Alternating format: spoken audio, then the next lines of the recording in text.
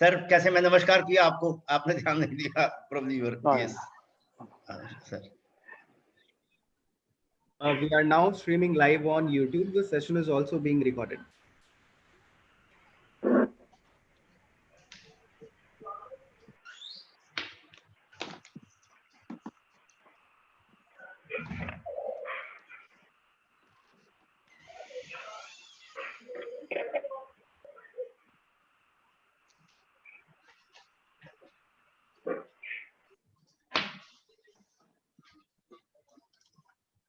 अगेश जी शुरू करें? स्टार्ट करिए, आप शुरू करिए। Honourable president Shri Ashok Sharma ji, secretary ma'am Nitika ji, joint secretary sir Manish Mittal ji, speaker of the day Shri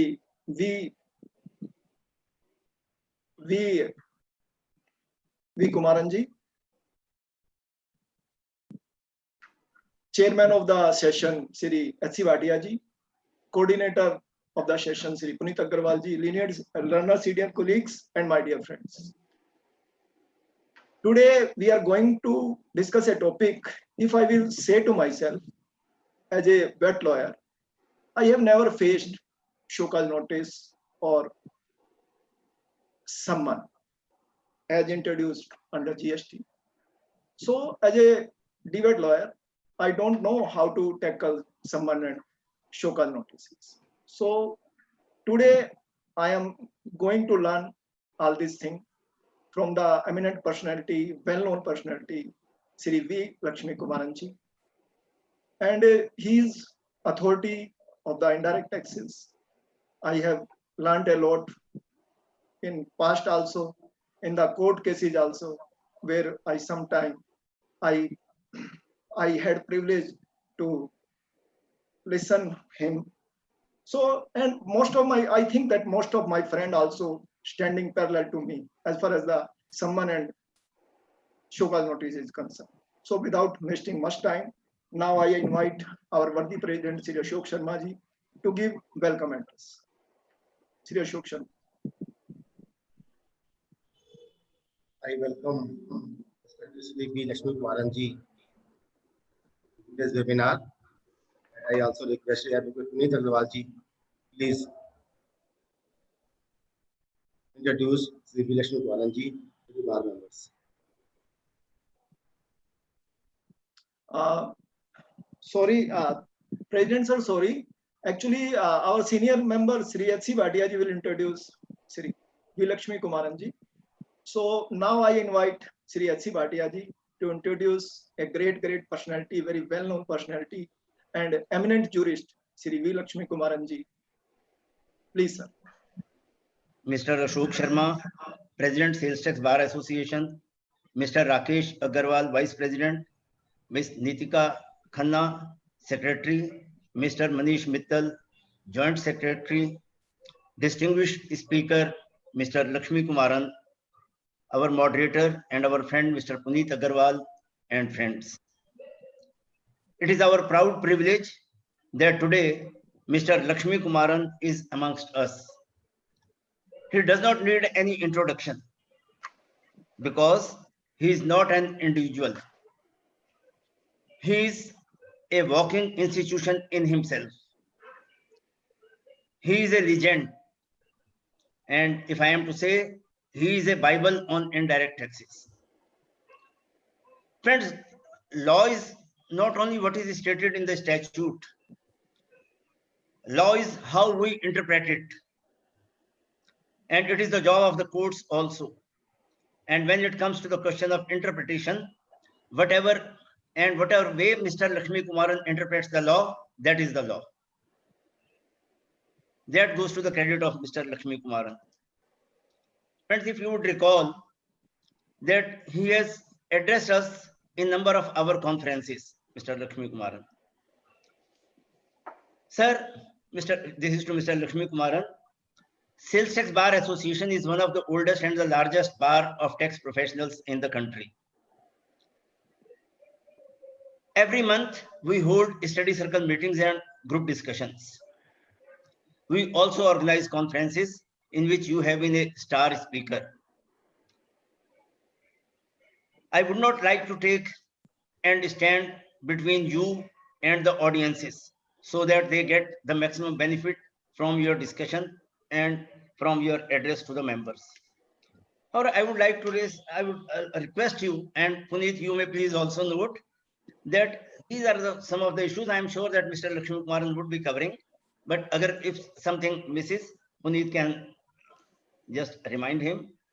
Sir, firstly, as our Vice President, Mr. Rakesh Agarwal said, that we people who are practicing on the VAT side, we never had this occasion to face these summons or show cause notices. So one is, what is the difference between an inquiry notice and a summon? We often see that these summons are issued in routine. What are the preconditions or requisites for issuance of summon by the authorities? Then generally the law says that a reasonable time should be given to a person to respond to the summon. What would be considered as a reasonable time while issuing the summon, so that the person to whom the summon is issued, he can respond to the summon and he can appear fully prepared? Then what are the safeguards for the person to whom the summon is issued? Because it is common knowledge that all sorts of pressures are exerted when a person appears before the authorities. So what are the precautions to be taken by him or safeguards for him? Then another, can summon be issued by an authority of one state to a person who is registered or may not be registered in some other state? Does he have the power to do that? Can summon be issued to the top officials, say managing director, CEO, CFO, in the first instance itself? Because generally we have seen that they issue summon to the highest authority in the company, in the corporation, and ask them to produce even accounts. They are not supposed to know about the accounts, but the authorities ask them to produce the accounts before them. Is it justified, or how far it is justified? And on summons, now if a summon has been issued without DIN, can the assessee ignore such a summon? And on the show cause notice also, sir, I would request you to please answer what is the difference between, please enlighten us, what is the difference between an ordinary notice and a show cause notice? Then we also know that it is a common practice that they would go to the place of the business assessee and ask him that this is the tax due from you, this is the interest due from you, this is the penalty, and you deposit it. They force him to deposit without any adjudication or without issuing any show cause notice. Can they do that, or how far that is justified? Then for tax, we may say, but is it necessary when they are demanding interest only? And say under section 50, if interest is payable, is show cause notice necessary there also under section 50? Then should someone be issued before attachment of bank account for recovery of the tax dues of a person? Then what is the effect of non-issuance of show cause notice? Whether it renders the proceedings irregular or illegal or void. If show cause notice was required to be issued, but it has not been issued and some decision has been taken without issuance of show cause notice. Now, sir, another thing which we have seen, that if a person voluntarily, he admits that he was engaged in circular trading, or that he had availed bogus input tax credit, he admits and he is prepared to pay also, or he pays. Will it be a case under section 73? Or it will be a case under section 74, where he admits that it is a bogus input tax credit which he has taken, or he is engaged in circular trading and he is prepared to pay, or he pays that amount. Still, whether section 73 would apply, because the limitation is different under both the sections. And normally, High Court does not admit a writ petition against a show cause notice. Under what circumstances the High Court would admit a writ petition against a show cause notice? Sir, I would request you Now over to Puneet, who is a worthy disciple of Mr. Lakshmi Kumaran. He is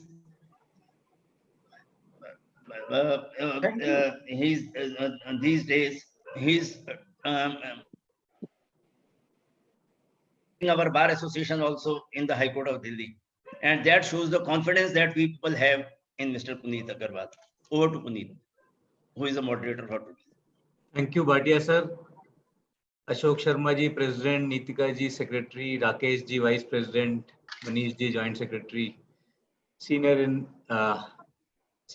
member of the bar, Bhatia ji, and last but not the least, my mentor, Lakshmi Kumaran sir. I welcome you to today's study circle meeting of one of the largest bar and the oldest bar of our country. You have been coming to the bar. Your voice is breaking. The topics have already been introduced by Bhatia ji. As has already been stated, there is a vast difference between the law which we were practicing under the VAT side and the law as is there under the GST side. And to only encapsulate very briefly, if you look at the GST law, then we find that after all the provisions relating to investigation, inquiry, etc., adjudication is concentrated into two provisions, mainly 73 and 74, except some few exceptional circumstances. Sir, we have not seen this way of adjudication under the VAT law. So this question has already been posed. Apart from that, friends, we have been discussing in detail the substantive law relating to GST. The provision of law relating to levy, the provisions of law relating to valuation, the provisions of law relating to classification. He's breaking. And all such substantive laws. But friends, when it comes to the practice and procedure, it is basically issuance of notices, the procedures, the effect of issuance and non-issuance of notices, issues relating to time bar, the time period within which the authorities need to adjudicate. What if the show cause notice is issued on certain grounds, but adjudication is made on some other ground? What if the notices are completely perfunctory, not giving any practical opportunity to the assessee to even know what the allegation is? All these and many more. And of course, the very, very important issue relating to summoning, the important issue relating to cross-examination, statements being recorded, being used as evidence against the assessee. What are the rights of the assessee in respect of cross-examining the person who has tendered the statement, whether the technical rules under the Evidence Act, all those would apply. What are the importance of principles of natural justice? To what extent the Act has actually ingrained the principles of natural justice into the statutory provisions relating to affording these principles and following these principles. So what are the provisions under the GST law pari materia to the customs law and the erstwhile excise law? So and what all kind of guidance do we get from the precedents which have already been laid out under these provisions? So these and many more questions, sir. We have all these issues and many more which you would have definitely brought to present to the members of the bar. So with this, I request my mentor, Lakshmi Kumaran sir, to kindly take over and enlighten us on today's topic. Thank you, sir. Thank you. Am I audible? Sure. Yes, sir. Thank you, my friends, the President, the Vice President, and my friend Mr. Bhatia, and the Secretary and Joint Secretaries, and my beloved student, Puneet Agarwal. Normally, I used to get the question answer at the end of the session. For the first time today, I got the questions in the beginning itself. It's good. It's very good. At least the expectations are set. Fortunately, I had planned to talk mostly on the subject which you are asked as a question, and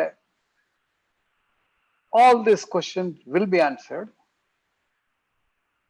with whatever clarity at my command, and many more. What you have not asked, also we will talk about it. Because that is how I prepare when I argue a matter before the Supreme Court. Whatever is already in the brief, we will prepare. What is not in the brief, what questions can come from the judges or the Attorney General or Solicitor General appearing against me, how do we anticipate those and prepare that and answer them? So in my talk, which I am going to give for the next about 90 minutes plus, I shall cover these subjects and many more, whatever is permissible. Puneet, can you tell me what time I should stop today? Because that's very important for me. Because if you allow me to start, I don't know when to stop. So if you tell me, sir, stop, I'll stop from that particular time. Is it fine with you, Puneet? Sir, we have time till 1:45, then we can take few questions. Sure. Thank you, sir. Good. With this, I think I shall start. I have prepared certain slides. Let me share the slides because otherwise things may become little hazy. So let me share my screen and I shall deal with it. Just bear with me for a minute so that I can get back to you.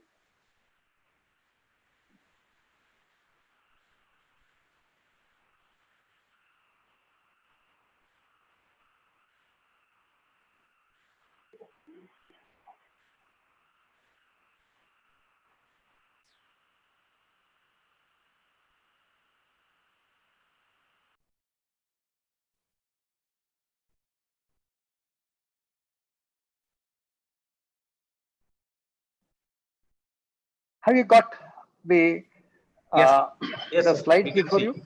We can see, sir. I think this is what I was asked to talk. Summons and show cause notices under GST, the legal and practical aspects, if I understand you correctly. Yes. Correct? Yes. What I did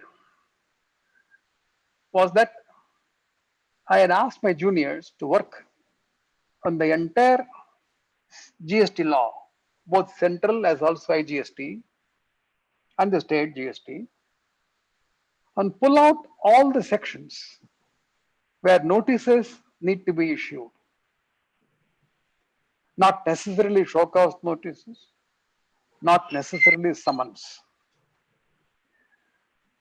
I am going to enumerate those sections pretty quickly. And thereafter, I will deal with these questions on summons and the show cause notice in great detail. So basically, the first of the question of types of notice by the department under GST, including summons and show cause notices. And for each of those notices, what type of responses are to be given by the SSE, that I will deal with it. The summons is the most painful part in the entire proceedings in respect of an SSE, and what type of assistance the lawyers can provide to the SSE during this time of tension, time of extreme pressure. What type of practices which the lawyers have to do in hand-holding the clients during the investigation and also during the pre-show cause notice stage. During this time, we will analyze what are the powers, what are the duties, or the responsibilities of the investigating officers. And having said that, we will also talk about what are the rights and obligations of the assessee, and what is the role the lawyers will play during this particular period between summons and the show cause notice and the order. I think this is exactly what Mr. Bhatia asked. This is exactly what Puneet asked me to do. And this is what I have prepared here. And some of the slides I will rush through. Some of the slides I will spend a lot of time. I hope it is fine with you. That is because of the time constraint. If you had given me 2 days instead of 2 hours or 2 weeks, that would have been better. But I know all of you are getting bored with me, and therefore let me try to compress what I want to say in next about 90 minutes or so. I must say at this point of time that me and my office have handled many show cause notices, assisted the clients during the summons, pre-show cause notice stage and the post-show cause notice stage. At the cost of modesty, I can say that our office would have handled not less than 10,000 plus investigations or show cause notices, etc. I have lost count, and there's no point in keeping a count on this like a cricket score, where somebody maintained whether what is the scores scored by Mr. Virat Kohli, with how many centuries, etc. I don't have a mechanism to maintain that particular scoreboard, and therefore I can only say, with all the modesty at my command, with the most in a very humble way, that this is the number of matters which were handled, and I would like to share my experience as what we did in this type of matters. I must also tell all the lawyers present in this particular webinar that you become a good lawyer when you start handling the matter at the summon stage onwards, hand-holding the client during the time, and when the show cause notice comes, prepare the responses, and when the order is against you, go and appeal to the appellate forum, and from there to go to the High Court, and there go to the Supreme Court. You would notice that the emphasis of the focus or the focus of our response and the prayer will slightly undergo changes at different forum. So this I will call as a cycle of a case. In India, a case when it starts, by the time Supreme Court gives the final touch, it takes more than 15 years or so. You must go through the cycle of assisting from the day 1 till the day 100 when the Supreme Court ultimately decides. Then only you become a complete lawyer.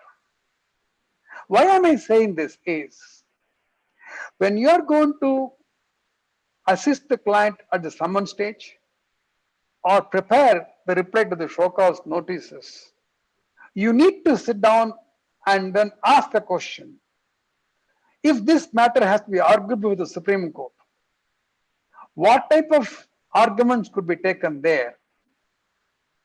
What type of grounds should be taken there?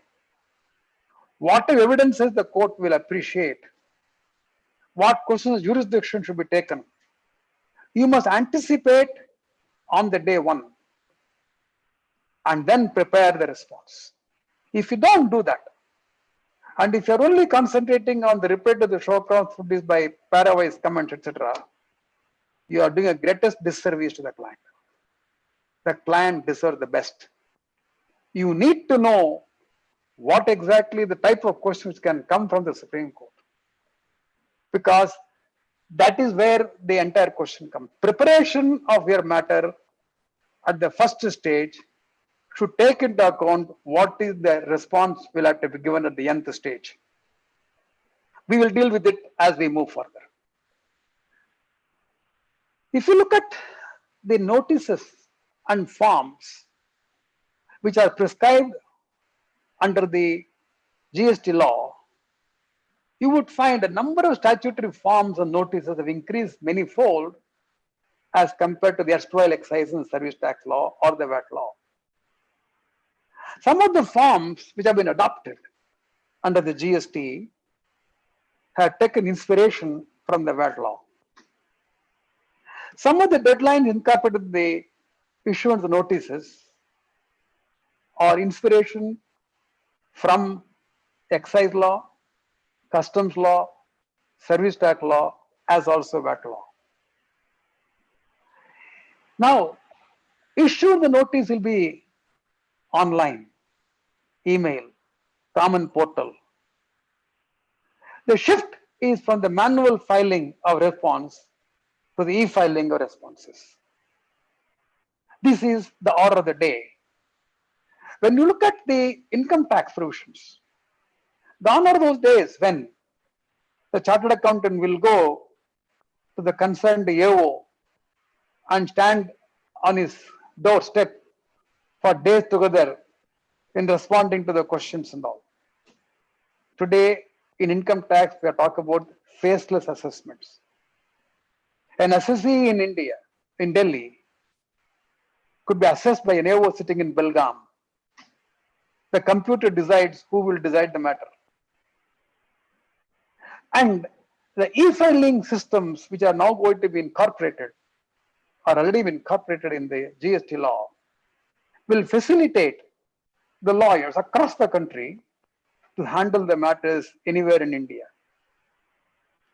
Today, you are not bound by Delhi or Chandigarh or Bangalore or Chennai, because the handling has to be across India. Now, let us now give some samples of notices. For each of those notices, there is a form prescribed. These are the sections I am going to run through.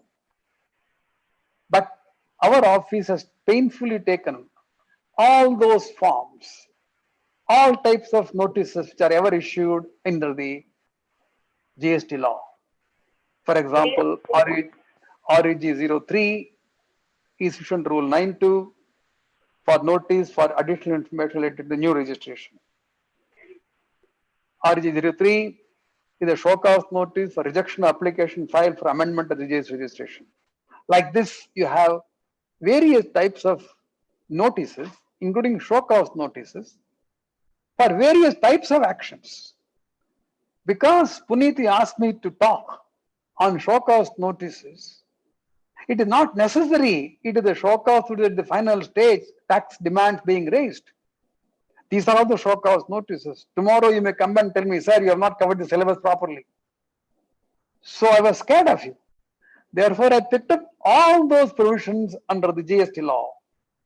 Wherever there are notices required, wherever there are show cause notices when required, it may be for registration or the cancellation registration or amendment of the registration, etc. All of them, I have put them in the particular slide. Similarly, assessees can be working on the composition scheme. If the department want to deny the composition scheme, they will issue a show cause notice. The form is CMP 05.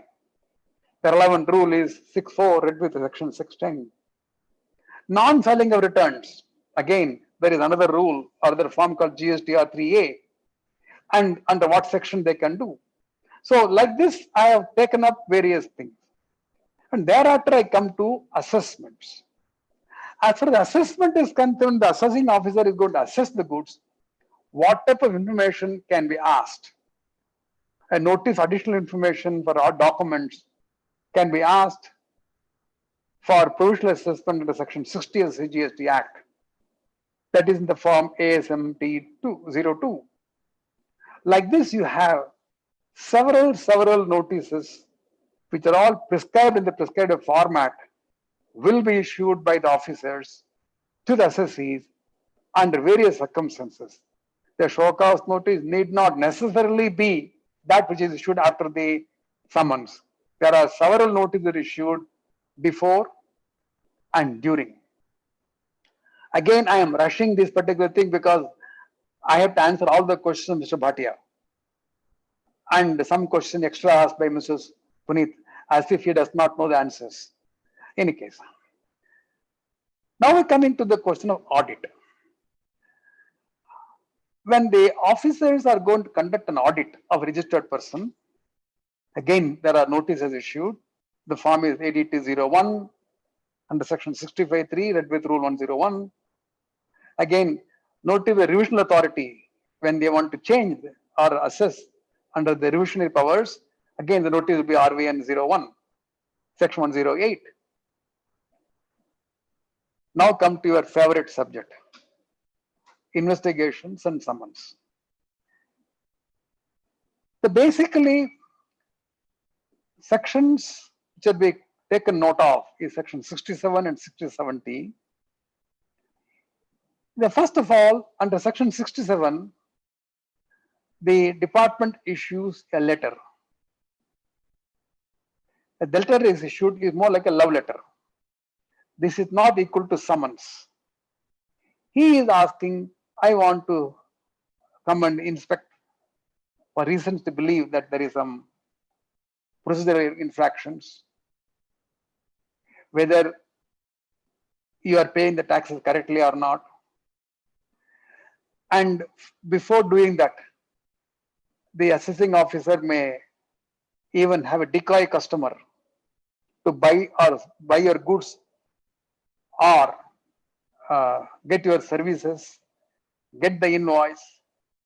So he will do some preliminary preparations before he issues a letter under Section 67. And the other one is summons. He has got the information and now he is going to issue summons to the person to get more information. I wanted to stop here for a moment. What is the role of an officer while issuing a Section 70 summons? What is the role of the officer for issuing a letter under Section 67 for inspecting the division or your registered office? In the first case, in the Section 67, his information has got reason to believe that there is a underpayment of tax. Instead of he asking you to come to his place, he wants to come to your place and look at things, what is happening, and gather the information. As far as summons are concerned, you will have to visit his office instead of he visiting you. Now, the purpose of summons or the purpose of a letter from the authority to the assessee is for gathering evidence and facts. It is a fact-finding exercise by the department. Nothing more, nothing less. Under the law, the purpose of the summons or the purpose of this letter under Section 67 is to gather evidences, facts from the assessee. The facts could be anything. Your own personal records, your computer records, your information given to other division, other departments, etc. All those things can be there.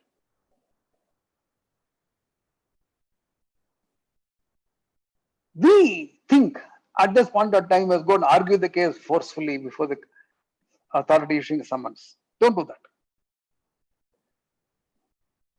Here is a situation where the officer has asked the person to come. Normally, the assessee will turn to the lawyer, say, now what do we do? I got a summons, I must go. Sir, you take it from me. In 99 out of 100 cases, which have come to us after a later stage, where some other consultants or lawyers have been involved, the assessee gets the advice from the lawyer or a consultant. So don't go tomorrow. If the summons is issued for, say, 25th of August, the first advice by the lawyer is don't go. Give a medical certificate saying your will. Say your daughter is getting married. There is no daughter at all. Give. And don't go. Second time, sir, I'm hospitalized. And the letter from the hospital is also produced. The purpose seems to be to avoid the summons.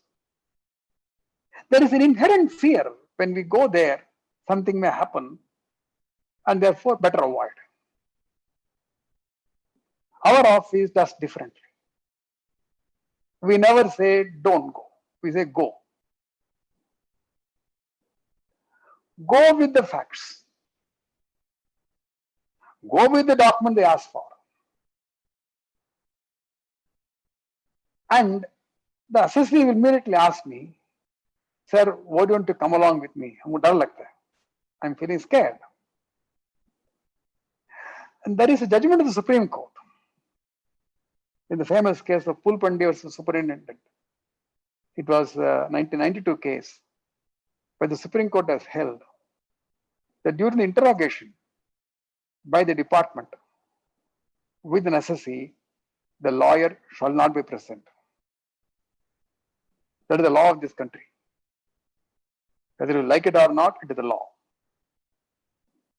And this decision has been followed by the Delhi High Court as late as 2019 in a GST case. So therefore, the right of a lawyer to be present during the interrogation is diminished or negatived by the courts in India. And both the cases, the facts are bad, and the lawyer was little more enthusiastic in tutoring the client in telling information in a particular manner. That was objected to, and therefore the bad facts will always lead to bad law. This is one of those cases. Now, therefore, what can you do? You can tell the client, you can brief the client, and he would have to answer the questions, and then he must come back. Now, the client may feel that maybe I may be harassed. Maybe the department may use some high-handedness. You know what I mean in dealing with SSC. High-handed, normally English meaning is different. In my case, is high-handed, hand is high. You know what it means. So therefore, the client may fear. So therefore, there is another judgment which would say that the assessee can be, the lawyer can be present at a distance beyond the hearing stage, so that the assessee will have a comfort. Yes, my lawyer is somewhere nearby. Now, I'm going to deal with it a little more, or I will, before coming to the arrest, and let me not scare the people more.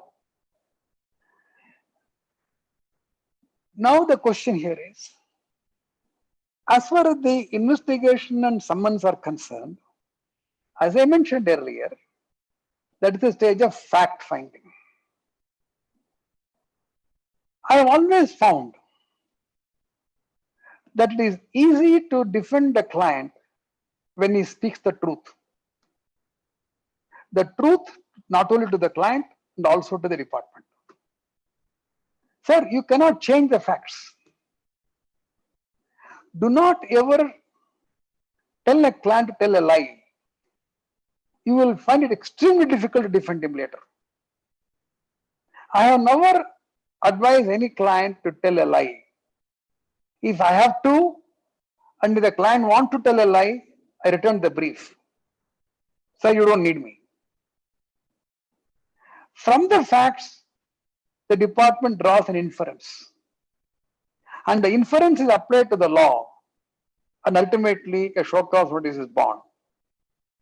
The birth of a show cause notice is the result of the facts and evidences found during the investigation, and the inference drawn by him in his office, by the investigating officer, and applying the law on the inference drawn by him, and then the show cause notice is born.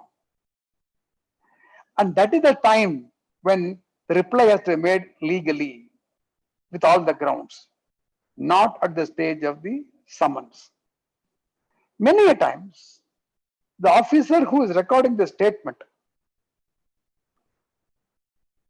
would say that this statement which is being given is section 108 of the Customs Act, which is borrowed here, and whether he is considered a police officer or not for the purpose of recording of the statement. As all of you know, a statement made by an accused or anybody before a police officer is not an admissible evidence in the court of law. A court cannot convict an accused solely based on the statement given by him to the police. That could be used by him during the cross-examination. It cannot be the ground for conviction. So what is the role or what is the nature of the tax officers when they are recording the statement?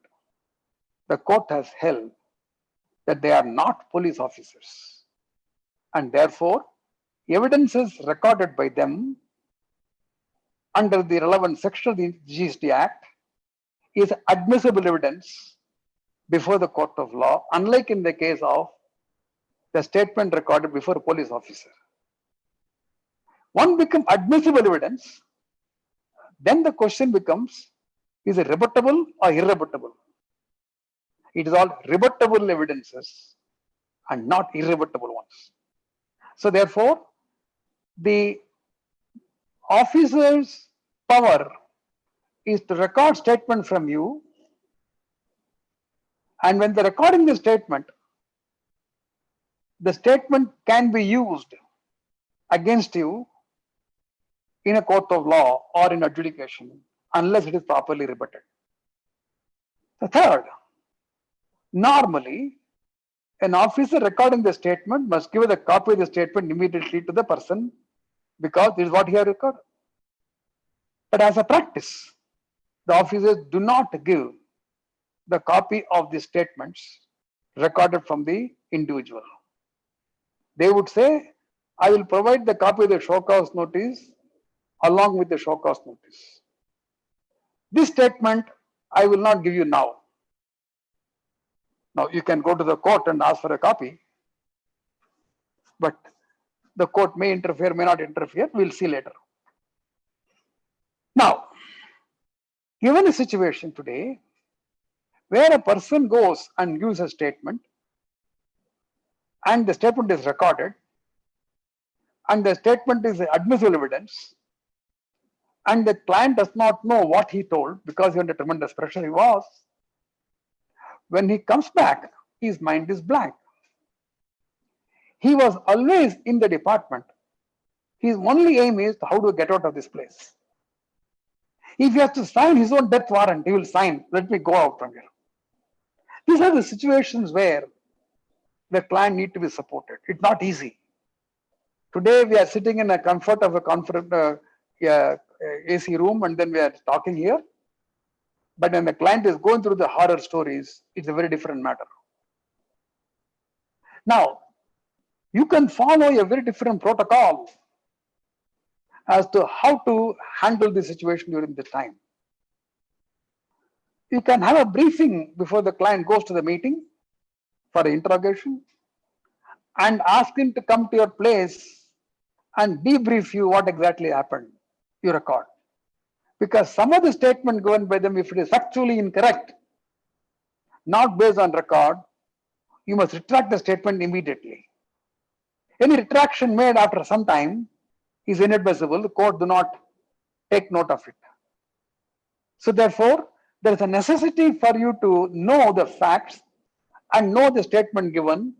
And if this guy comes to you after 3 days, 4 days, after spending some time with the family and wife, by the way, you might have forgotten, it is too late. So therefore, it is necessary for you to know what has happened. Therefore, there is a strict protocol has to be followed during this particular time. Puneet, I can go on as far as this particular portion is concerned. I think people are waiting to know more. Suffice it to say, at this point of time, the officer has a right to call anybody who are aware of the facts of the matter. You can always tell the client, sir, tell the truth. Do not assume facts. If you do not know, tell them, I do not know. They may give an email and then say, now the email has been sent by you, confirm what you said. But there is a previous mail and later mail. If you read everything together, the context is very well known. But the officer will show that relevant portion alone and then say, admit. You need to now know, read everything before answering the questions. So there are several tips which can be given during this time, and I don't think this 90 minutes is enough. All I would say is that many times the officials go there, they say, I do not know, I do not know. The officer will say, all right, you do not know, who tell me, who in your office knows? He will tell his boss or his junior. The boss will be called, junior will be called. If the boss answers the question, fine. Otherwise, he says, all right, call the top man. Because they are interested in getting the facts. So if, as Bhatia was saying, the chairman is called, he does not know about the accounts, submitting the accounts, etc. Somebody down below might have said, sir, I do not know what it is. Then they will be called. But sometimes there can be whimsical officers who say, I want to see the chairman at this point of time, etc. So that can be handled very differently. We'll come back later if time permits. The point here is I want to make is that if the person is going there is aware of the facts of the matter correctly, he should tell the facts. If he does not know, he can say, sir, I will come back, assess the facts and come back to you. Do not assume things. Do not accept what is not correct. That can go against the company and the individual later on. That is a short summary of the summons stage at this stage. We'll revisit if necessary later. Then we come to the question of arrest. During the course of investigation, when the person concerned has given his statement affirming the evasion of taxes, and the amount involved is staggering amount, which will be here, then the officer concerned can, if he has reason to believe that an offence under section 69 has been commissioned, can arrest the person, and for this he has the same person, same powers as the person as an officer in charge of the police station. And therefore, under the CRPC, if you know that the police officer can send a person on bail in respect of a non-cognizable and bailable offences, not otherwise. So therefore, the powers of the tax officers are coterminous with the powers of the officer in charge of the police station, and what is only regarding the powers of arrest. I am not talking about the summons or the recording of the statement. That is different. Many times, the tax department can force and compel the assessees or the person going, the senior officer of the company, to make the deposit immediately. If you are not going to make a deposit of the taxes according to them is payable, I'm going to arrest you. This is sometimes resorted to by the department, and sometimes they actually arrest to extract the past demand, which they feel is correct. One such event happened in the case of Make My Trip, a company which is actually producing facilitating the travels of the individuals, and the officer concerned was arrested for the past demand which they felt the department felt it is not paid, and then the matter was agitated before the Delhi High Court, and the High Court came down heavily, saying that this is not the way in which the arrest to be made, and the revenue went on appeal to the Supreme Court. I also appealed before the Supreme Court apart from the High Court, and the Supreme Court confirmed what Delhi High Court did was right. Now, I don't think you can go to the High Court in every case of arrest. You have to choose the right type of cases and then go across and then agitate the matter. At this point of time, I would like to now stage where the investigations, summons have been done, recording a statement have been done, the officer has got all the evidences, he draws inferences, he issues a proper show cause notice. A show cause notice here would mean that I got the information intelligence from the trade that such and such evasion has taken place. Consequent to the information which I had, I investigated. Investigated actually meant searching the offices of your factory, etc. Taking away the documents, including computer records and servers, etc. And also summoned officials of the company and recorded the statement of all the people. Based on all the evidence and inferences, I feel that you have not paid the tax correctly to the tune of 150 crores for the past period of 4 years or 5 years, as the case may be. My dear young man, show cause why I should not confirm this demand. Show cause why I should not demand interest for the amount which has not been paid. Show cause I cannot impose penalty equal 100% of these taxes. And show cause why I should not take any personal cases, personal penalty against the individual who are responsible for this tax evasion. And whatever I am going to show cause now is without prejudice to the action which I can take for criminally prosecuting you in the criminal court of law. This is the birth of the show cause notice. And the show cause notice will give the facts, it will give the evidences, it will give the copies of the statements recorded, and it will draw it for inferences. They will go through the documents and they will say, this is the total tax demand you have to pay. This is called the show cause notice properly. And as I said, in our office, we have handled not hundreds, at least thousands of such show cause notices. So therefore, whatever I am telling you today is a practical and legal experience which I have gone through over the several life cycles of those types of cases. I am happy to share with all of you because according to me, knowledge is not the monopoly of anybody. Knowledge meant to be shared. So I am prepared to share what my experience with the august audience who are all eminent lawyers themselves by own nature. Many of you, what I am saying is like a carrying coal to Newcastle. Maybe many of you already been knowing it, but for completeness records, I am giving this. When the show cause notice is issued, then what happens? Then the story starts. One story stopped, namely investigation stopped, the response starts. This is the time when you have to sit down and prepare the reply to the show cause notice. And it is not easy. And you must take it from me, the tax demands that are going to come are not going to be small numbers.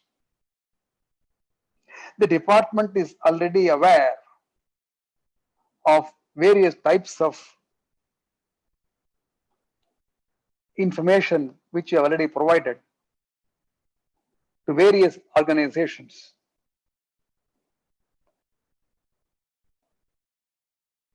One minute. I would, before going to the, I would just skip few slides and we'll come back to the slides again. I want you to understand the type of investigating agencies whom you have to deal with. What are the types of investigating agencies? You may say, sir, I am GST person. Why should I worry about income tax? You may say that. Am I right? You may say, sir, why am I worried about enforcement directorate? And there is a DRI called Director of Revenue Intelligence. There is a Central Intelligence Unit. Then SIB, Air Intelligence, Director General of GST and Intelligence, Central Economic Intelligence Bureau, then Central Revenue Audit, Serious Fraud Investigating Office, Financial Intelligence Units, SEBI, name it, all these officers or investigating agencies, they have the power to come and investigate. Remember one thing, the information gathered by these, when they're visiting a particular company or some other company, they can get information about this company, that is all shared with the GST officials. So any information gathered, you may be not involved at all. Your buyer might have been investigated by enforcement directorate. And from there they get various information. One of the information is that you are the supplier for the goods to them. And when they get a suspicion that the supply is suspicious, from there the information will be passed on by enforcement directorate to the GST, and the GST official can come to you. Same in the case of income tax. Same in the case of DRI. In fact, DRI can come directly to you. Why? Because in the case of import of goods, the GST portion under section 37 of the Custom Tariff Act is collected by the customs. The custom revenue charge all investigated by DRI, and they can directly come to you and ask the questions to you. And so also there is the General of GST Intelligence. These officials, they got smart people. They are combined with lots of information. For example, the data collected by the authorities from income tax department, what statement are given to the banking company or your banks and reserve bank. You might have given some information to central and state government authorities for getting some incentives, etc. You might have given information regarding state electricity board, the consumption of electricity. You might have given the balance sheet to the registrar of companies, Collected and Land Acquisition Act, stock exchanges, RTOs. So many information is going on from you, apart from your GST return. And the department is sitting on so much of information. The audit query is going to come to you in the future is not what it was in the past. It is going to be very different as far as the future is concerned, because they are sitting on a huge amount of data about you. And that is going to become the basis. And your job is going to help the client reconcile all this. Not easy.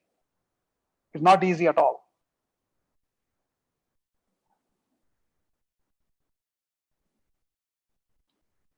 Now I'll come back to the, or I'll put this way. As I was mentioning, DRI is basically the investigative agency for the customs. Since IGST on import goods are directly governed by the customs law, including the levy and collection, the pollution the customs have been borrowed. Remember one thing, India is a peculiar country where the GST on imported goods is collected not by the local GST officers, but by custom officers. Under section 3(7) of the Custom Tariff Act, read with proviso to section 5 of the IGST Act. And the provisions of the Customs Act have been borrowed for the collection of that. The minute you borrow all the provisions of the Customs Act, the notice you are going to get for the short payment IGST under the Customs Act would be issued with the custom officers and investigated by DRI. And there, the classification ordered by you the basic custom duty and the IGST, if they are going to different, you are asking for trouble. It is there staring at you. And these investigations can be very intrusive, very confrontational. They can be very tough. Search of the premises for the goods, document, data, computer servers, they can take away this thing. And they can detain and seize the goods. Thereafter, they can issue summons, because when they take the document, they sit down and do research. You might be enjoying your life, but they are studying. When they issue summons, the questions are asked are very pointed questions. What have you got to say this? What have you got to say this? And most of the time, they are assisted by informers. Your disgruntled employees, your friends and your competitors, and many other type of information they already have. All the information is with them, and therefore they are going to scrutinize all those documents and information carefully. The duration of the investigation can be a few weeks, a few months, sometimes few years. And the senior management presence can be insisted upon. And if you're a multinational company, they can summon the official from outside India. The Customs Act extends now the provisions beyond India now. And it can also have business reputation, because it can come in the front page of the newspapers. It can be followed by prosecution arrest. The arrest can be done immediately. The prosecution need not wait for the issue of the show cause notice or the adjudication. It can be done parallelly. There are judgments of law on this particular point.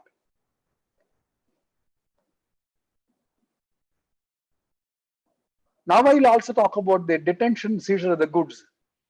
Various sections of the Act I have incorporated here with regard to the detention of the goods.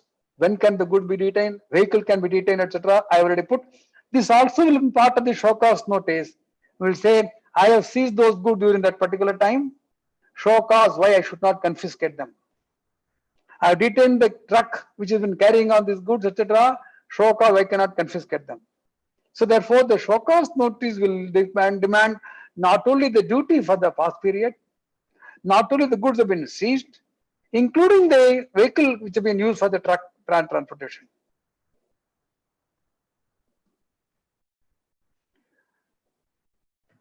Then there is something called in India pre-show cause notice consultation, which has been borrowed from the Customs Act and Excise Act erstwhile.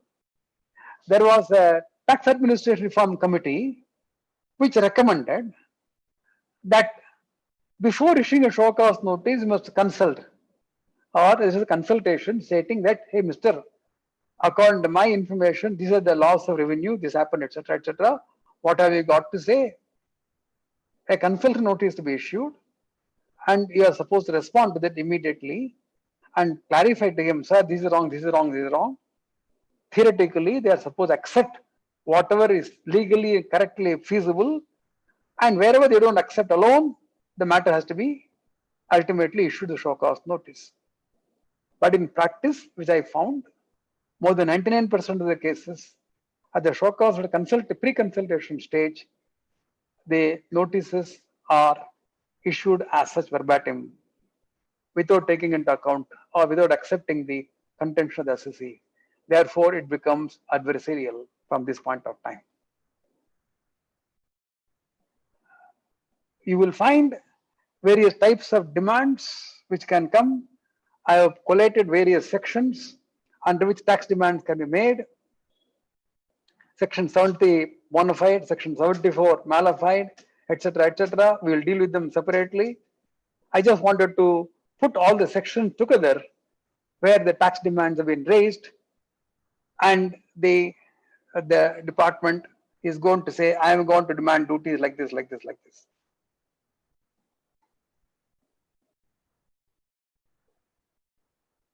After this, you will then find issue the show cause notice, section 73 normal cases, at least 3 months prior to the last date of the issuance of the order has to be passed. The time limitation is 3 years from the date of the filing return. And last date for the order is, if not adjudicated within the time limit, proceeding will be abated. And there are provisions for settlement of the matter within 30 days from the notice period. Into the normal period. Extended period, section 74, case involving fraud and willful misplacement, suppression, etc. The limitation is at least 6 months prior to the last date of the issuance of the order. Time limit for adjudication is 5 years. If not adjudicated within the time limit, it again abated. Settlement before the adjudication is payment of tax, interest, and penalty equal to 25% within 30 days. These are the provisions as far as the show cause notice are concerned.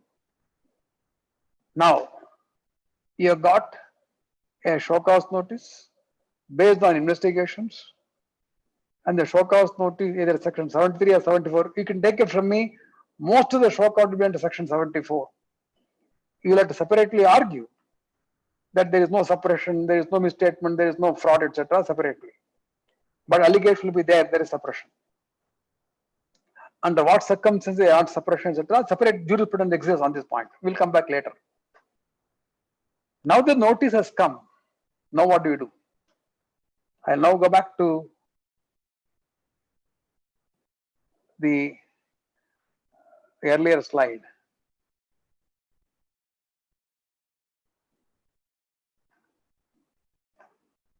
If I were the lawyer to assist the client, where a demand of 150 crores has come, the number of pages in the show cause notice is about 2,000. The evidence is recorded, runs another 1,500 pages, and the documents, computer documents, statements, etc., are running into several disks. If I were to respond to the show cause notice, what will I do? That's what I will do. You people can do much better. I know that. As a person who has been trained into a particular manner, what will I do? First of all, I'll go through the show cause notice from cover to cover, including evidences, all the facts. I'll run the program in my computer to understand what the soft copy of the evidence is. Then I will have discussion with the clients. Factually, what is stated there, right or wrong. It will be a prolonged discussion with the clients. Sometimes the client are smart. Why? Many times they are smart. They will tell you all the nice things, and they may not tell you the exact facts. You, by your experience, must unearth the facts from the clients by asking relevant questions. There's separate training for that. If you ask too difficult question, the client may go away because Punit Agarwal is a tough fellow. sir, let me go to somebody else. Rakesh Kumar, very nice person. He is also vice president of the bar, therefore I can go there, etc. This Smith is a small fellow, chodo. If you don't ask the question, you are not going to get the answer. So you are in a dilemma during that time. Therefore, you must learn to ask relevant question in a nice manner. The client does not want to give the information not because he hates you, but he feels ashamed to tell you the facts. You must make him comfortable. Sir, before a doctor and the lawyer, you may be prepared to go naked. A person going to the surgery cannot say, sir, you do surgery with my suits and boots. You have to wear the hospital dress. There's no choice. Or when he goes to Tihar, he can't go with his suit. He has to have their local. So therefore, as far as we are concerned, you must give them the confidence that he will tell confidential things, because the communication between him and you is privileged document, Privileged Communication and Evidence Act. So you must unearth the facts. And most important is to do research on information given by him, given by the department, and then sit down, say this case is going to be argued before Chief Justice of India, Court number 1 on August 25th. I am supposed to represent him, the client. What type of argument can come from the courts? What type of counters can come from the department? Sit down now at this point of time, imagine those things. This is the toughest job for you. Very easy to say, unless you go through this exercise, Rakesh ji, it is not easy. It is not easy. Very, very difficult. And if you don't do that job, you have failed your job as a lawyer and you are not doing justice to the client. Make no mistake on this. We carry a long and very hard responsibility. You cannot ignore that responsibility. Many times after getting this, I will then sit down and start preparing a response. According to me, the best way to reply to a show cause notice is to respond in a manner where the department never expects. Totally unexpected way in which you can answer the question. That comes the skill, a different skill. Sir, whatever I am saying is never done in textbook. Take it from me. Rakesh ji, Bhatia ji, or Sumit, whatever I am talking is from my experience. No textbook will say this, what I am saying. How do you prepare a response which is totally unexpected, which will unnerve, unsettle the department? They should scramble for this. How do you do that? Assume for a moment there is a show cause notice stating that Mr. So-and-so, he has sold the goods at 100 rupees declared value, but actually you collected 20 rupees extra by way of other incentives, by way of other kickbacks, etc. And therefore the 20 rupees is value undervalued. You better pay tax at the rate of 28%, which you have been paying at 28% so long as a motor vehicle part. And for the past period, 150 crores you pay. Now what do we do? If you are going to go on the same line as to whether this item is undervalued or not, and if it is true it is undervalued, then what will you tell? You will tell the client, sir, you go and surrender, pay the tax immediately. It's what I will tell.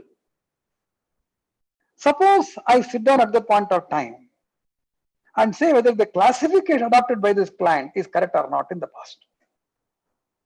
And if I find the actual correct classification of the goods with applicable rate of tax and with exemptions is only 5%. Can I raise an issue of classification in the lower rate of tax, when the client was admittedly without demur was paying 28% because the entire community, all his competitors were 28%. Can I raise the demand and say, even if the undervaluation is accepted, the rate of tax is not 28%, 5%. What I have paid was in excess of what is supposed to have been paid, there was no demand.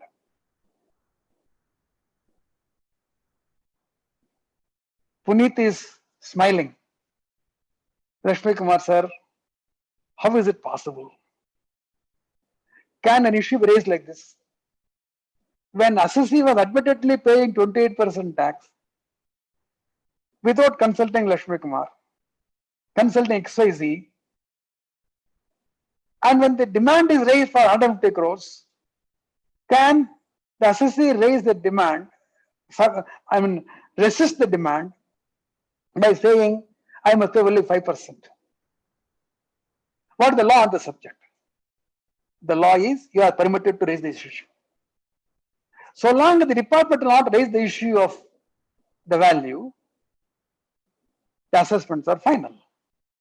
When assessment is questioned by the department, you have a right to say that I have paid excess by taking this argument.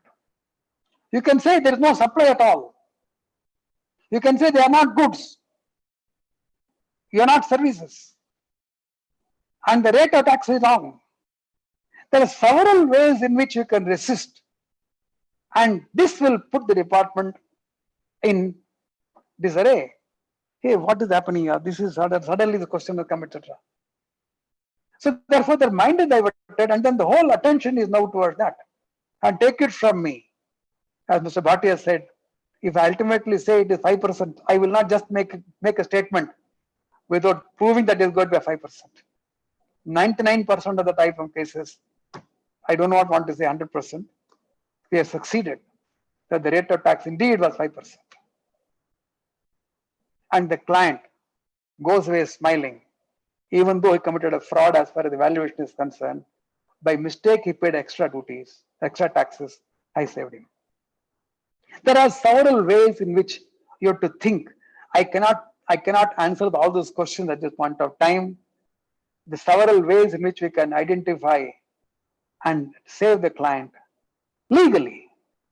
Most important thing is legally. We can put a question with regard to the supply.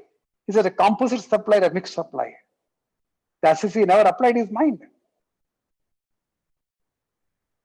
And by applying the correct classification, read the HSN notes, section notes, chapter notes, exemption, interpreted rules,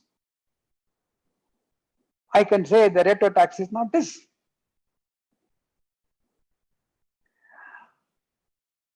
However, my dear friends, to do the correct classification under the GST law is not easy. You are dealing with commodity taxation and services taxation. You are dealing with the transaction tax. You are not dealing with income tax. A commodity taxation, every transaction is taxed. And when you are dealing with the goods and services, if you do not have the high level of knowledge and technology, you will be a failure. You cannot decide the classification correctly. You cannot boast yourself as a GST lawyer. Sorry. I am saying this, I am harsh. I am provoking you people not to study law, but to learn technology. There is a case where a client came to me where he was paying 5% tax for the past about 14 months or so. And he came to me and asked for confirmation whether what he is paying is correct. I asked him, last 14 months you are paying? Yes, sir. I've been advised by a client, a consultant also. I have paid the tax accordingly. Then why are you coming? My board tells me that you better go and get the confirmation, because the audit party, statutory auditor says, I want the opinion from the lawyer to say whether it is the correct classification or not. The statutory auditor has told the board, and the board said, if you want a correct classification, why don't you go to Lakshmi Kumar? People say he is good, though I know I am not that good. I must improve a lot. They came. They told me the facts. I read the facts. I took the custom tariff. I took the HSN. About 20 minutes, there was total silence between the client and myself. 20 minutes. Then I looked up. Then he asked me, sir, I hope we are right. I said, no. Then he said, sir, should we pay 12%? I said, no.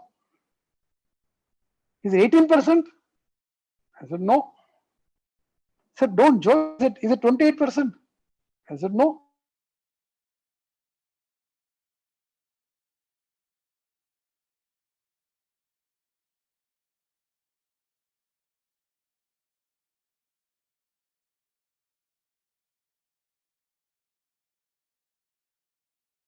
Five years down the line, if you get a show cause notice, demanding between 5 and 42%, etc., with interest 18%, with penalty equal to the same amount, etc., do you think the company can survive? You people have such a high responsibility to determine the correct classification. It's not a joke. Not at all a joke. I ask a question to you, sir. I am wearing this. It's basically a speaker. Cordless, wireless. I am wearing this. It is connected to my laptop or iPad through a Bluetooth. How will you classify this product? How will you classify it? Would you say it is a earphone or is a wireless device?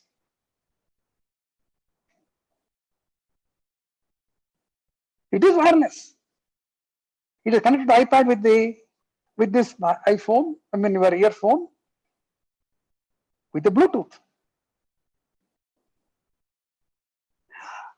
Do you know the technology involved in Bluetooth? How it communicates between them? And why? Even though if it is connected to the wire, what is the classification? If it is wireless, what is the classification? It changes. And the assessee might have been paying the taxes as an earphone. But if I can say it is a wireless device covered by a particular IT agreement, the rate of tax is 0 or 5, he has got a lottery.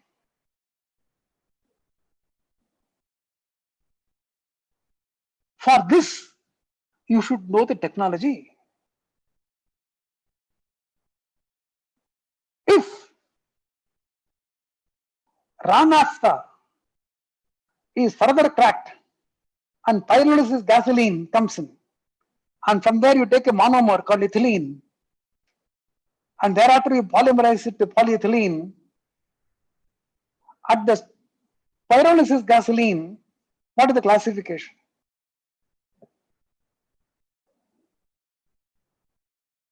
You have not heard of these terms, and that's what you are going to deal.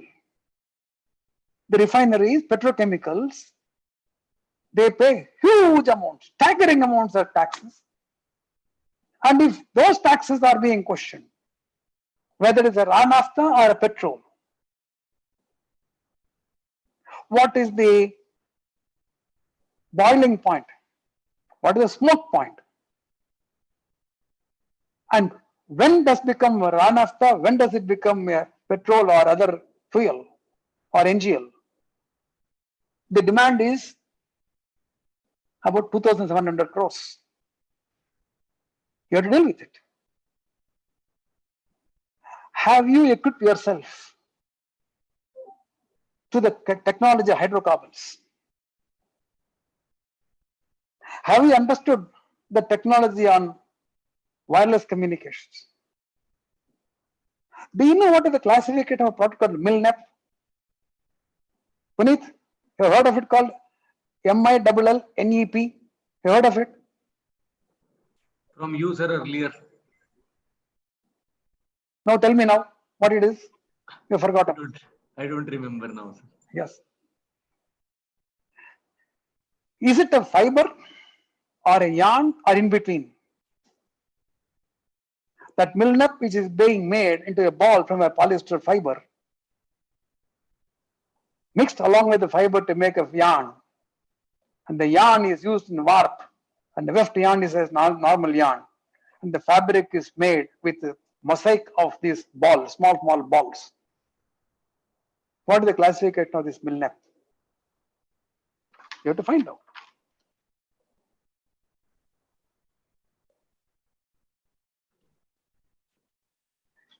A laboratory reagent, a diagnostic reagent, for example, COVID-19, you want to have a test kit.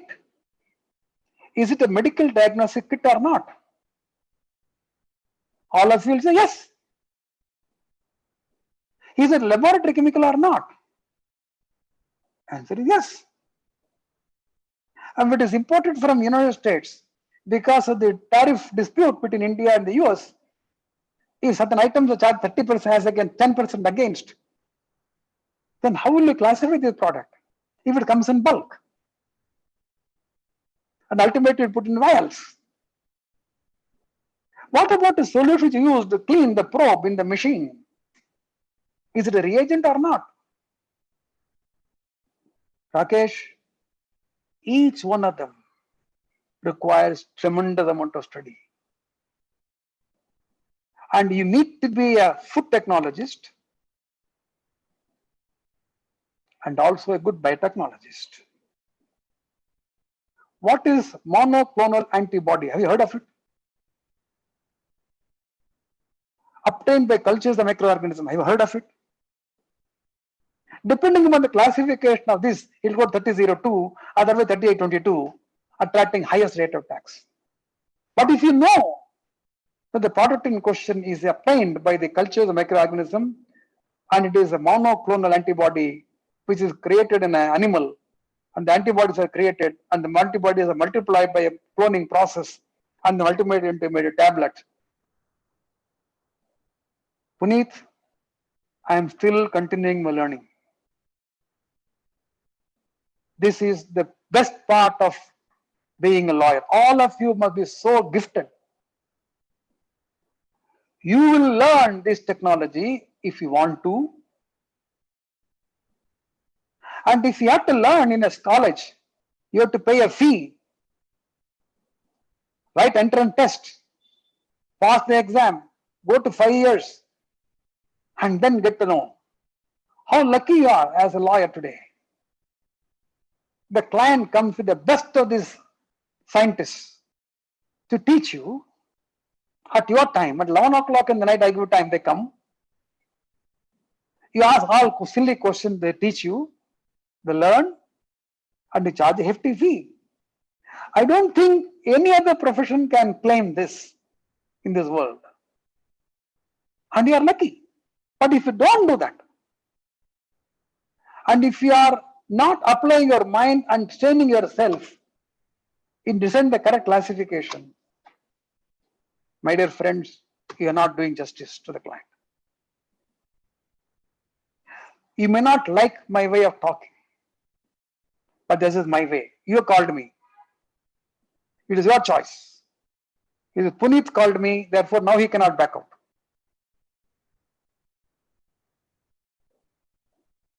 Having said about this question relating to classification, which can be used for effectively responding to the questions in the show cause notices, next I'll go to the valuation. I said I am born and brought up in the valuation.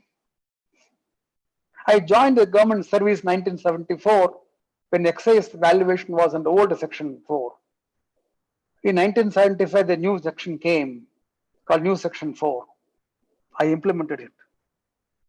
Litigation before the Supreme Court, Bombay Tire International, etc. I assisted the court, assisted the Attorney General at that time as Undersecretary. I enjoyed it. And 2000, 85, of course, I left the government and I practiced law. During that time, HSM was introduced as a custom tariff and also excise tariff. Then came Mod VAT, Sen VAT, etc. In 2000, excise introduced the transaction value, custom introduced transaction value in 1988. So I've been implementing the transaction value for so many years.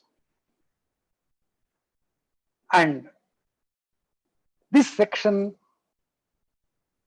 15 of the CGST Act and the evaluation rules is containing a lot of booby traps. If you step your step wrongly, you can be blown up. It is an innocent, innocuous section. Each word is pregnant with meaning. How you focus on those words to derive the meaning. You would have noticed in the case of service tax, the question came, what about the free supplies made by the customer to the service provider to be added or not for arriving at the value? You had a parallel decision in the case Supreme Court, in the case NM Goyal, where a works contract person was providing, the total price was fixed. After fixing the price, the buyer said, I'll supply cement and steel free of cost to you. And therefore, the price was reduced.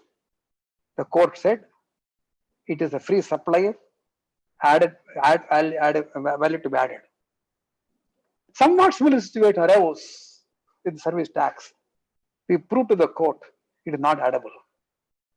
We brought in the doctrine. What is the condition of the contract and the consideration of the contract? We played on the word on consideration. We played on the word condition. If a person gave you a component for doing machining and supplying it back, are you rendering the service or supplying the goods back? If you are servicing the goods here, then the supply of the goods, does it become a supply? And if you happen to relate a person between the supplier and yourself, because even without a consideration, it constitutes supply. Is it a condition of the contract or considered the contract? We can discuss. Puneet, if you ever come on your courage to call me to discuss on valuation one day, we'll discuss that. I don't think you will call me again, I know that. Now we come to input tax credit. Whenever you're talking about the tax demand, it is what? It is basically multiply the applicable rate to the determined value, find the quantum, deduct the input tax credit, net amount is payable. I am now telling you how to reduce the quantum. One I talked about rate, other one I talked about the value, now I'm talking about the credit. What are all the ways in which you can maximize the credit and minimize the demand? Again, spend time. Sir, many of my juniors may be thinking, and rightfully so, that I am giving you a lot of trade secret to all of you. I am, because I consider all of my brothers. You are not my competitors. We collaborate. Wherever you have a doubt, you should ask. Wherever I have a problem, I must come to you. Let us not think that we can live in an island alone. It is not possible. Unless and until we collaborate, there is no point. If this knowledge I am giving it to you, or experience I am sharing it with you, is useful to you, enjoy it.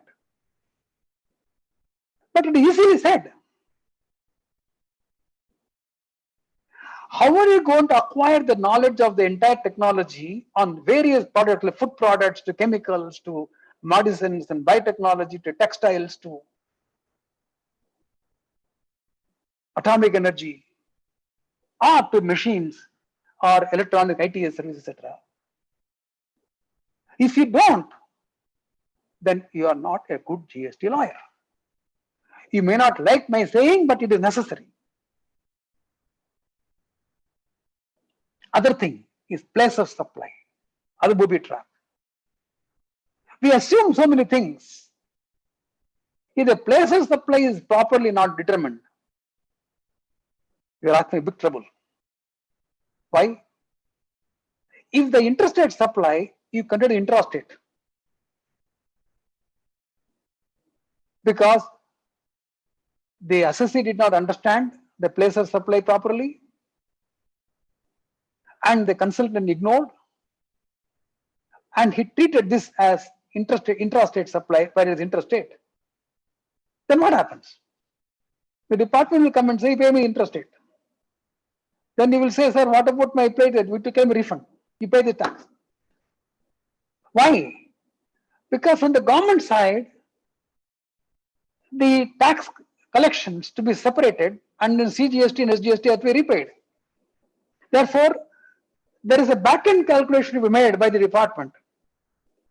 And you make a wrong calculation, etc., then the states will lose. So the state will say, get lost. You better pay me now. If you paid wrongly, etc., you go and claim refunds. And it's going to happen. It is writing on the wall. Whether it is a place of supply with the goods or place of supply of services, one has to understand very clearly. Sir, I am only giving you some small hints. This is not the time you called me to talk about the show cause notice. I am talking something else. As usual, Puneet is now thinking Lakshmi Kumar is an irrelevant subject out of syllabus. But this is what the reality is. Now let me come back to, I got another 8-9 minutes only.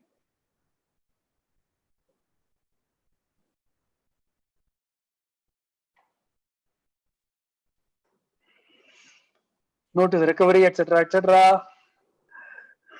We have around 15 minutes, sir. No, sir. You can go. You said that I must supply. I stop at 45, na? You can go up to 150 also, sir. No. I go by your first instruction. You also notice an anti-profiteering. It's a new law. Never heard of it earlier. Under section 171 of the CGST Act, this law has been enacted. Wherever there is a reduction in the rate or the grant excess credit, it is supposed to be passed on to the end customer or the recipient rather. Notices come to you, again another notice to you, and demands are huge demand, 300 crores, 500 crores, like this, etc. coming. And calculations involved are humongous.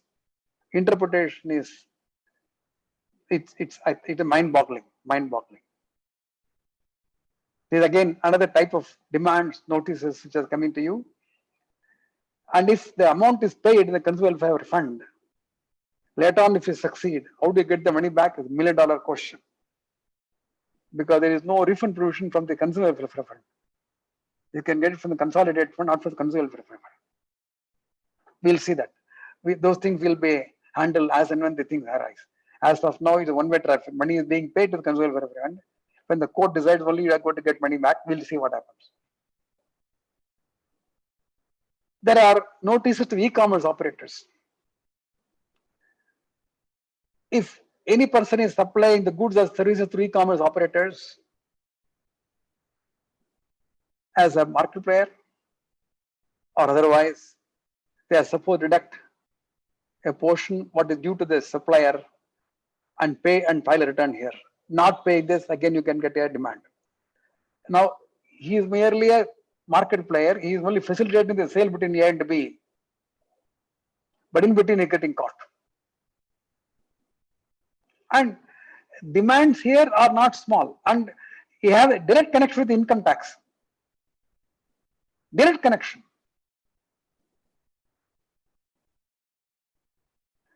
Sir, the next few minutes I want to spend about ethical practices, what standard we should keep. You have not called me to discuss this. I still venture to say this. We are appointed as lawyers by the clients. What is our role? We are definitely representing the clients, but we are also officers of the court. We cannot afford to mislead the court by not telling all the facts. We cannot afford to suppress information. We cannot help the client to create backdated records. These are all not practices, correct? We don't, and we should not. A practice without getting into all those undesirable practices is not easy. However, it is pleasant. It is tough, but pleasant. And I am taking 2 minutes to explain this particular thing because the client would like to settle within courts in certain circumstances. Avoid those circumstances. At least we will not do that.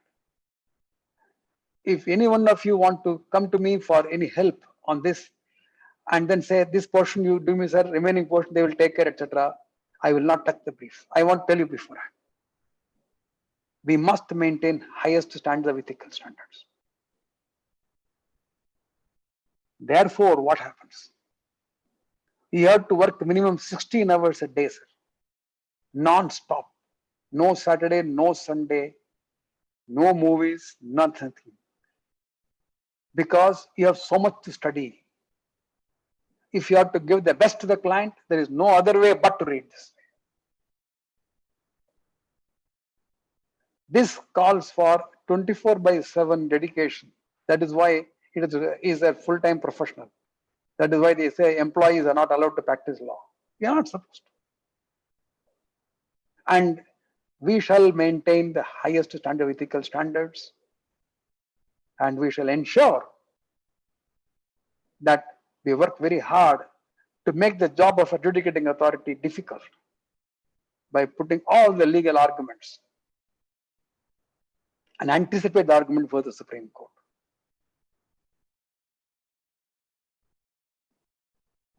Sir, I want to share one more making of a good GST lawyer.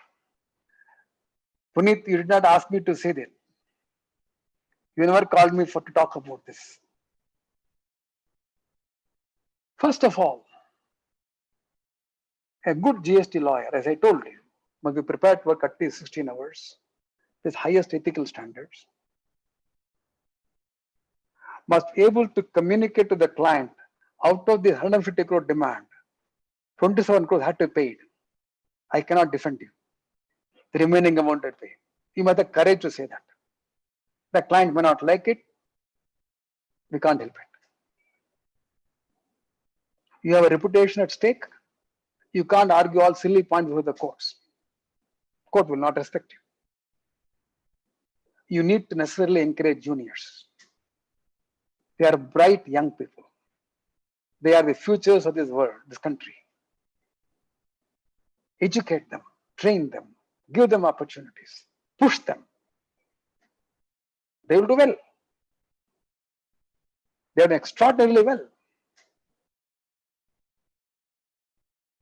And it's a pleasure. You take it from me. However brilliant you may be, the complicated matters that are coming to you, you cannot handle alone. You require enormous amount of support within your office or outside. You may have to collaborate. For handling one matter, sir, long time back, import of masoor dal. The department contains a veg. Veg is a banned item. Masoor dal is allowed. To know the difference between Masoor dal and veg, I spent enormous amount of time in agricultural universities in India and abroad to find out what exactly it is. You need to have the patience to go through that. And when you ultimately succeed, that what is important is Masoor dal only. It may look now today it is so easy. I mean, when you read the judgment, but the effort you have to put in is phenomenal. And those are the cases which will make you feel nice that I've been assisting to the court and assisting the client. Please don't take it that I'm advising you people. They are all my suggestions. What are the takeaways today? Every notice by the department, the simple notice or the competent show cause notice, take it seriously. Advise the client properly. Understand the future implications necessary before touching the reply to the show cause notice. Sir, when you walk, normally people watch their steps, next step, what it does. But you have the ability to look at the horizon. If you are looking at the steps alone, you may lose the direction. You have to look at the horizon and look at your steps. Then only you will know what direction you are going in. So we follow the looking at the horizon, not the next step. Anticipate the questions, evidences, arguments. From the Supreme Court level, prepare today. I may be repeating it twice, thrice. How important it is, I am telling you this. You have several decisions today. There are no consistent decisions of the courts. Which decision will apply? A decision, judgment in your favor by the High Court, you may start applying it. We don't. Even if the judgment in your favor, if I know that the logical reasoning is incorrect, we will not cite the judgment. Because sometimes the court judgment will be reversed, you'll be stuck. We don't do that. And today, the timely response are important. Gone are those days where you can 6 months time, 1 year time to reply to show cause notices, because the department is also under statutory obligation to finish the thing. Therefore, there is going to be extreme pressure on you to prepare the responses the quickest possible time. You need to have the bandwidth. And within that time, you must do all the research, prepare and supply. And not a single point to be missed, not a ground to be missed. This is our responsibility.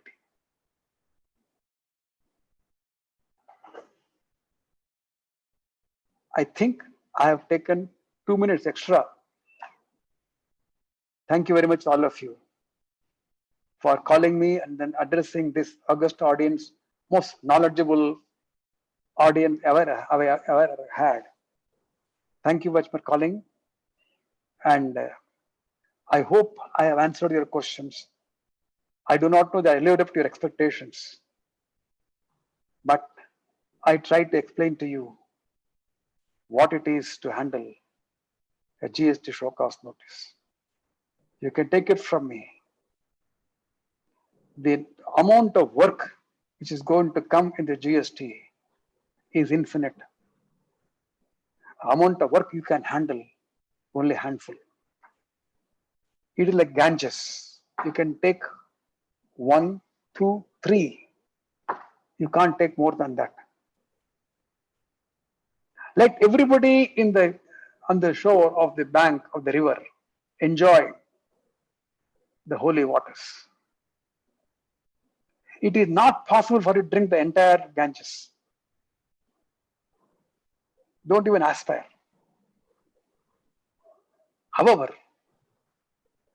help people around you. You will never be found wanting. You will never become poor when you collaborate with people. You will become richer. You will learn the experience from others.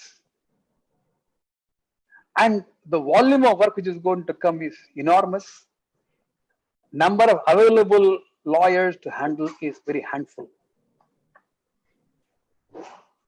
all of us are going to be in tremendous pressure and stress in handling the matters in the years to come, because after the COVID-19 is lifted, the department will become active. As of now, they are lying low and the revenues are coming down. They have to necessarily make up. They are not able to make the 14% commitment given under the constitution of the state governments. The government will be under tremendous pressure. They cannot increase the rate of taxes. That is politically incorrect. And therefore, there will be lots and lots of audit notes, inspections, love letters, summons, show cause notices, response, appeal, revision, writs, appeals in Supreme Court, SLPs, etc. will be there. All of you will enjoy the experience. I'm not talking about the fees. That is the last thing which we should look at. You learn something new every day. But let us now prepare ourselves to work at least 16 hours a day. Thank you very much, my friends. If I exceeded my time or exceed my brief, pardon me. Now, if any question is not answered, what Mr. Bhatia has asked, I will not prepare to answer. Sir, first of all, thank you, sir, for enlightening all of us. But may I request you kindly, sir, if you see on your screen, there would be a Q&A box. If you may just have a look at that. Okay. And respond to those questions, sir. I'll answer the question, Mr. Yes, Akhilesh Garg. Yes, sir. One of my client has got a notice under Section 70 of the CGST Act, seeking many details like each sale bill, purchase bill, e-way bill, and other detail from 1/7/2000 up to date, without specifying any particular default. Answer would be what type of what answer should be given. My answer is this. The department is now trying to reconcile the information, the e-way bill, and the invoices on which you have paid the taxes and purchase bill. It is one of those questions they have raised. I do not want you to resist this request. Answer them. Never be a miser in giving the information to the department. Giving the information and providing the answers and providing all the reconciliation will help you in the future. Do not hesitate to give the answers, provide the answers. Next question. Is it justified without mentioning a specific charge a particular period? The stage of asking this question is basically gathering the information. After gathering the information, if they are finding some portion where it is not reconciled, they will come back to you. They are not supposed to tell you at this point of time what is the specific charge under this. Then Raman Kutwala, sir, among list of various investigative agencies, can you tell us which agency investigated which law? Oh, very good. DGC, GST law, they can investigate GST law. DRI can do investigation of GST. Income tax will do the income tax investigation. SEBI will do for SEBI. Enforcement directorate on the foreign exchange and hawala transaction.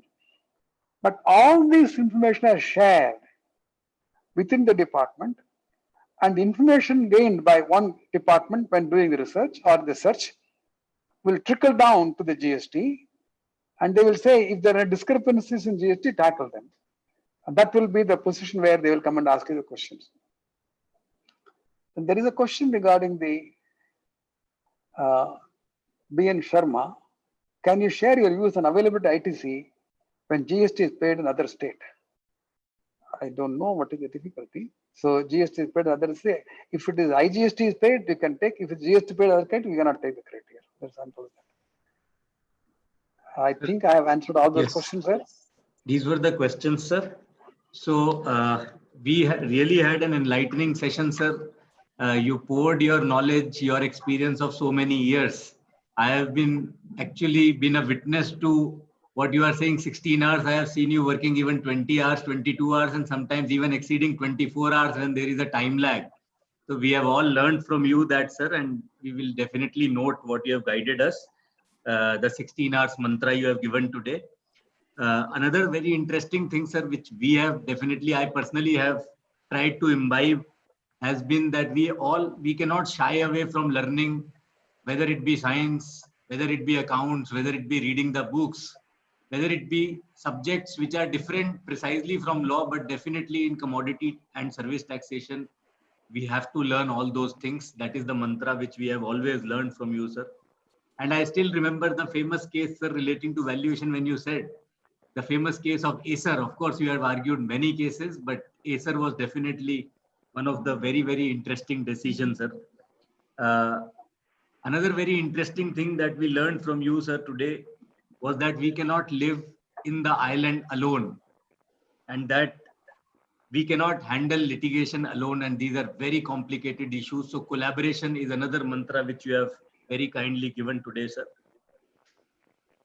Other thing, sir, which you talked about was ethical practices, which definitely I, being your direct disciple, I would say I have always tried to imbibe that, and definitely you have again reinforced that today. And the best thing which we all lawyers wanted to know from you, which we did not probably have the courage, but you yourself gave the answer, was that infinite work is going to come in the GST, and G is like the mother Ganges, which is going to give to all of us, whoever is there on the shore. So, and the most important out of this is keep learning. And the best thing about lawyer is that we all keep learning every day new things. And that is what makes our job very, very different from other jobs. It is not monotonous. It is rather in with the nature that is to keep changing, to keep learning. So with this, I thank you, sir, for accepting our invitation. And I formally now ask Rakesh ji to take the proceedings forward before we end. Thank you, sir, and thank you, Rakesh ji, please. Rakesh ji, I would also like to comment just one thing. Sir, I must say that it was the most educative and learning experience since the GST was introduced. I have heard many speakers, but as I said, it was the most learning experience for us. And it showed your mindset also. Your thinking makes you achieve excellence. And excellence is achieved also by sharing. As you said, knowledge is not the monopoly of anyone. Knowledge is meant for sharing. And as rightly said, Puneet, that learning never ends. This is also, I also believe in this, that learning never ends. We learn every day. We learn from our youngsters because I think they are more intelligent than we people. That is the reason behind the progress of human race. We learn from our colleagues by discussion. We learn from the seniors because of their experience. We learn from the clients also, as you said very rightly, that sometimes the clients come and he educates us to a great extent. And you also very rightly said that we are not competitors, we are collaborators. Sir, thank you very much for this excellent deliberation today. Thank you. Thank you, sir, for giving such wonderful deliberation. Sir, I have little 2 or 3 questions, sir, please. If you permit me, then may I put those questions, sir? Of course. Thank you. Sir, what is the stage of cross-examination? What is the stage of cross-examination? Suppose someone has examined in chief.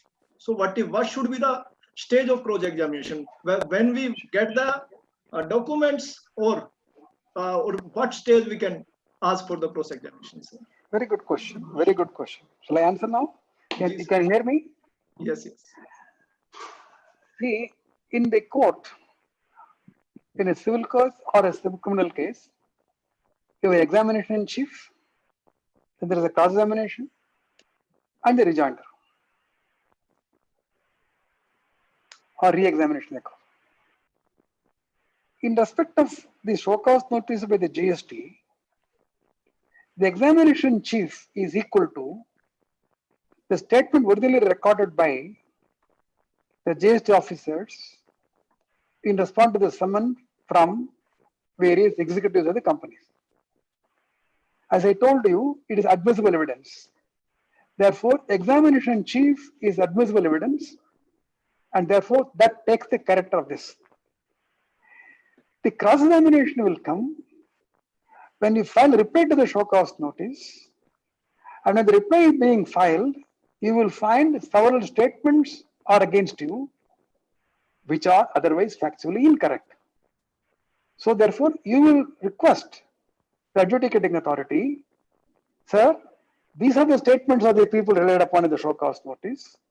According to this, they are factually incorrect.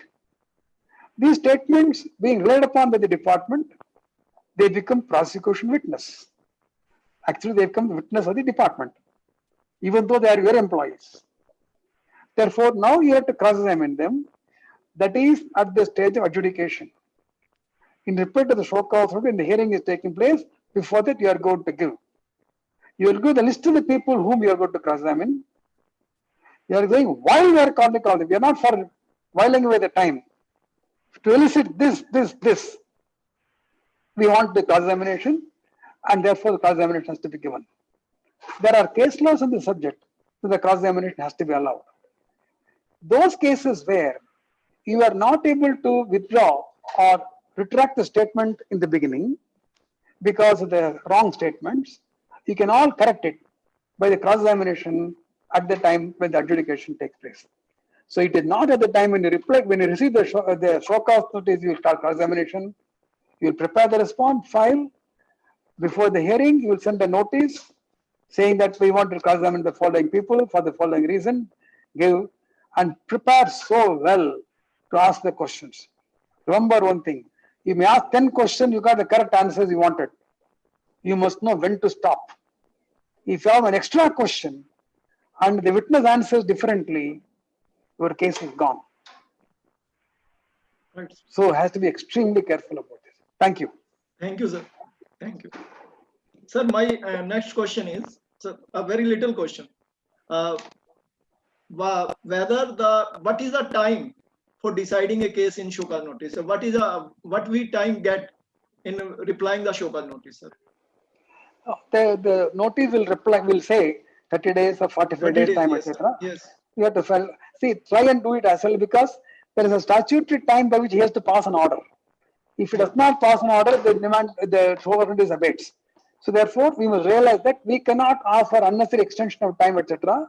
We must prepare, unless the documents are so heavy, you can say that it's going to take time, etc. But that is case-to-case basis. I don't think we can give any hard and fast rule saying that yes, you can always take a show cause notice, reply, etc. We can't do that. Suppose, sir, RUD relied upon document has not given to us. So we have, can ask for it. We have You're moved entitled. an application, but at the same time we can apply for the extension of time also to Yeah. You can say that the reply will be given after the ROD is going to apply to you. No problem. Thank you, sir. Thank you. So, thank you very much, sir.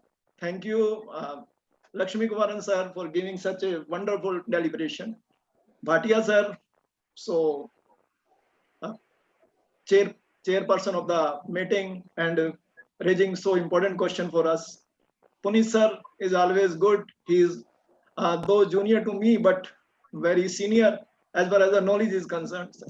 So thank you, Puneet ji, sir, for coordinator of this nice meeting, sir. And thank you for all the office bearers to join this meeting and always present in the meeting all the time. So thank you very much. Now I'm inviting our worthy secretary to give a formal vote of thanks. Only one thing. If I have answered your questions, I'm happy. If I have answered more than what is necessary, and if you feel offended, I'm sorry. No, Thank you very much. Sir, One please. thing which I forgot to say was that when you mentioned that regarding valuation, it would be really privilege for all of us to call you, and we will definitely plan another meeting. Yes. And we will be really happy to have you again and speak on a very important issue of valuation. I'm sorry I forgot to mention that. I am very doubtful about this, Puneet, because after hearing me, you may not call me. No, sir. No, sir. Don't say that anybody, Yeah, nobody but could have it's felt offended. In fact, as I said, it was the most learning experience. And Yes. therefore, the question of anybody getting offended does not arise. Sir. Yes. Sir, if you will kind enough, can you share this PPT with the bar members, sir, please? Okay. Please. Thank you. Over to Nitika. Thank you, Rakesh ji. President Shri Ashok Sharma ji, Vice President Shri Rakesh Kumar Agarwal ji, Joint Secretary Shri Manish Mittal ji, learned speaker of the day in Legend of Tax Law, and group of large number of tax professionals, Shri V. Lakshmi Kumaran ji, Senior Advocate, Chairman of the session, Shri STBA ji, Advocate Session Coordinator Shri Agarwal ji, Senior members of the bar, and dear friends. Good afternoon to you all. This afternoon, Learned Speaker Shri V. Lakshmi Kumaran ji, an institution of tax law by itself has verified the citizens of GST laws in respect of summons and Shukas notices, legal and practical aspects. I am sure and confident that we analyze the provisions, explain the intricacies of this subject, and we need to handle problems arising in the subject as enlightened. All of us immensely. Each one of us is now ready to handle cases arising on the subject. I am grateful to him for the way I express my gratitude to him for sparing time out of his busy schedule and for being with us this afternoon. I can say to teach us a very important subject. I, on my own behalf and on behalf of each one of you, thank him for this. I am also thankful to Shri STBA ji, Chairman of the session, and Puneet Agarwal ji, Session Coordinator. At the end, I thank each one of you who has joined this webinar for making it a success. Thank you all. Over to Rakesh ji. Thank you, everyone. Now, sir, thank you very much. Thank you. Thank you, sir. Thank you. Thank you, Thank you, everyone. sir. Thank you. So nice. God bless you.